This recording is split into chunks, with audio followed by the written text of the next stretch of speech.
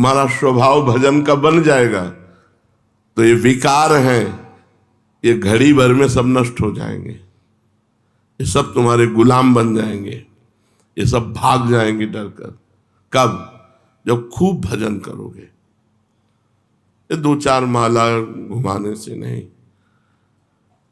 अरे भजन की अलग अलग वृत्तियां, राधा राधा राधा राधा राधा, एक भजन ये हो रहा है, एक उपांशु हो रहा है, एक मानसिक हो रहा है, और एक गाढ़ भजन हो रहा है। केवल भजन, वही मंत्र दिखाई दे रहा, वही सुनाए। हिम्मत नहीं पूरे शरीर की कि झेल पावे। थोड़ी देर में इतनी ऊर्जा पैदा होती कि शरीर विलक्षण होने लगता है, शरीर विलक्षण होने लगता है। मतलब खुद समझ में नहीं आता आप कैसे कंट्रोल करें ऐसी महान ऊर्जा शक्ति। ये नाम आप खिलवाड़ समझते हो, आप भजन करके तो देखो, पहुंचो तो भजन की जगह पे। नाम जब जैसे राधा राधा कर रहे, फिर उपांशु, फिर मानसिक, ये भजन का अभ्यास है। अभी भजन नहीं हो रहा है, भजन का अभ्यास हो रहा है। और जब भजन होगा तब देखना, जो वास्तविक भजन की बात है, क्षमता नहीं है कि शरीर सह जाए। हर नस नाड़ी, मतलब एक अलौकिक ऊर्जा प्रकट होती जब से भजन से, एक अलौकिक ऊर्जा। आप लगे रहो। अभी ऐसा मत मानो आप भजनानंदी बन गए, माला घूम। जब माला और काउंटर ये सब धर जाए, हाय हाय मच जाए अंदर से।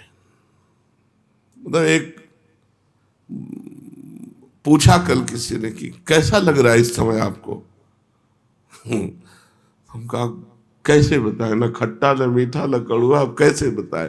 अब हम कहें कि आनंद आ रहा है कि क्या कहें, हम कुछ कह ही नहीं सकते कि कैसा लग रहा है, बस हो रहा है। भजन जब ऐसे होने लगता है तो स्वभाव बन जाता है भजन का। सारे विकार अपने आप नष्ट हो जाते हैं। लगे रहो, बस हम ये कह रहे हैं, लगे रहो। तेरी बनत बनत बन जाए रे, हरि सो लगा रहो भाई रे, तेरी बनत बनत बन जाए रे। हरि से लगा रहो भाई रे, तेरी बनत बनत बन जाए। तेरा राम जी करेंगे बेड़ा पार, उदासी मन काहे को करे। लहर लहर हरि आप संभाले, हरि आप ही उतारे तेरा भार, उदासी मन। ये लहर लहर करके वही समुद्र में पहुंच जाएंगे। समुद्र की लहरों का एक स्वभाव होता है, वो दिखाई देती है उछलती हुई बाहर के लिए, लेकिन वो घसीटती अंदर के लिए। उसका 2 स्वरूप होता है। ऐसी उछाल तो लगता है कि ये बाहर फेंक देगी, लेकिन वो उसकी फंस में आ जाओ तो घसीट ले जाएगी अंदर। ऐसे ही भजन की लहर है, मन बाहर भागता है, विषयों की तरफ भागता है, लेकिन जितना भागेगा उतने घसीट जाएगा। भजन न छोड़ो, बस भजन में लगे रहो, ऊबो मत। मंगल ही मंगल है। आगे चलकर जब भजन होगा, अभी भजनानंदी नहीं हो, अभी भजन मत मानो, क्योंकि हम बताते हैं भजन की एक स्थिति होती है। मतलब कैसे वर्णन करें, कोई शब्द ही नहीं हमें कि हम वर्णन करें। जैसे मशीन रख दी गई हो ना खोपड़ी में, वो एक मतलब अजीब स्थिति है। जैसे हम वर्णन कर रहे हैं तो उसका आभास केवल हो रहा है उस समय का, वो स्थिति नहीं है। उस स्थिति में वर्णन नहीं कर सकते, केवल बस ऐसे बैठे, बस ऐसे हो रहा है, तो चल रहा है। मतलब उसमें कोई जप नहीं कि हम जप कर रहे हैं, एक अलौकिक स्थिति। भजन करते करते करते तभी कहा गया कि महापुरुष जन जो 5 मिनट में कर लेंगे वो तुम 24 घंटे में नहीं कर पाओगे। 5 मिनट में, एक क्षण में उनका जो चिंतन बना वो वहीं पहुंचना है।